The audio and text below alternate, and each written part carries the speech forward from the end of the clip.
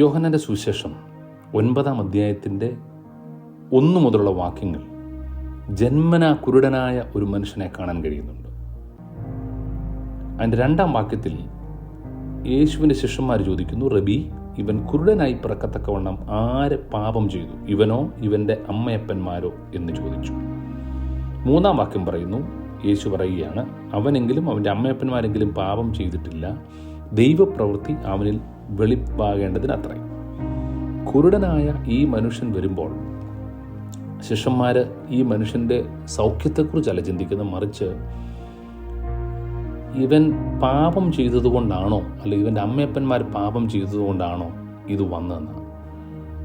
പല സമയങ്ങളിലും നമ്മുടെയും കാഴ്ചപ്പാട് ഇങ്ങനെയാണ്. ആരാണ് പാപം ചെയ്തത്? നമ്മൾ പലപ്പോഴും ആർക്കെങ്കിലുമൊക്കെ പ്രശ്നങ്ങൾ വരുമ്പം, പ്രതിസന്ധി വരുമ്പോഴത്തേന് അത് അവരുടെ ജീവിതത്തിൽ ഇന്ന കുറവ് കൊണ്ടാണ്, ഇന്ന തെറ്റുകൊണ്ടാണെന്നൊക്കെ നമ്മളിങ്ങനെ ചേർത്ത് പറയാറുണ്ട്.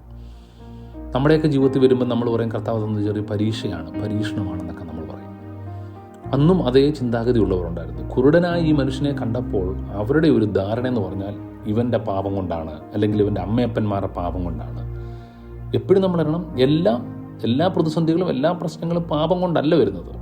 അതിന് യേശു പറഞ്ഞൊരു ഉത്തരമുണ്ട്, ഇവൻ്റെ അമ്മയപ്പന്മാരോ ഇവനോ പാപം ചെയ്തിട്ടില്ല, പക്ഷെ ദൈവപ്രവൃത്തി വെളിപ്പെടേണ്ടതാകുന്നു. നമ്മുടെയൊക്കെ ജീവിതത്തിൽ ചില പ്രശ്നങ്ങൾ, ചില പ്രതിസന്ധികൾ വരുമ്പോൾ അതെൻ്റെ പാപം കൊണ്ടാണ് എന്നും പറഞ്ഞ് നമ്മളതിനെ മുദ്ര കുത്തി മാറ്റാതെ ഇതിനകത്തുള്ള ദൈവ പദ്ധതി എന്താണെന്ന് നാം തിരിച്ചറിയണം.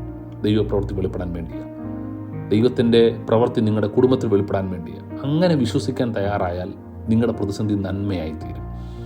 ഇതിൻ്റെ കാരണം എന്താണെന്നും ഇതാര് ചെയ്തുകൊണ്ടാണെന്നും ആരുടെ പാപമാണെന്നും ഒക്കെ ഫോൾട്ട് കണ്ടുപിടിക്കാൻ പോയാൽ വലിയ പ്രശ്നങ്ങളാണ്. നമ്മുടെ തിരക്കുള്ള റോഡുകളിൽ ഇതല്ലേ നടക്കുന്നത്. വണ്ടി തട്ടുന്നു, വണ്ടി മുട്ടുന്നു, തർക്കങ്ങളും വാദങ്ങളും ഉണ്ടാകുന്നു, നീയാ ശ്രദ്ധിക്കാഞ്ഞ്, നീയാ ഇടിച്ചത് എന്നൊക്കെ പറഞ്ഞ് വാദങ്ങളും തർക്കങ്ങളുമായി പോവുകയാണ്. വിദേശ രാജ്യങ്ങളിലൊക്കെ പോയാൽ വണ്ടി തട്ടി മുട്ടി അന്നേരം തന്നെ അവർ പറഞ്ഞു സോൾവ് ചെയ്തല്ലേ, പോലീസായി കേസായി അവരങ്ങ് പോവുകയാണ്.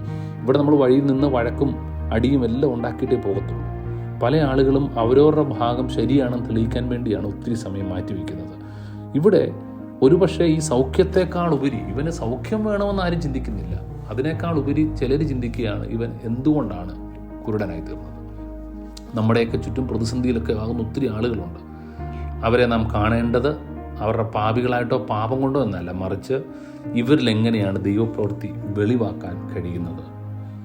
നമ്മുടെ ജീവിതത്തിലെ പ്രതിസന്ധിയെ പോലും ദൈവപ്രവൃത്തി വെളിപ്പെടുത്താനുള്ള സാഹചര്യമാക്കി മാറ്റാൻ കഴിഞ്ഞാൽ നല്ലതായിരുന്നു.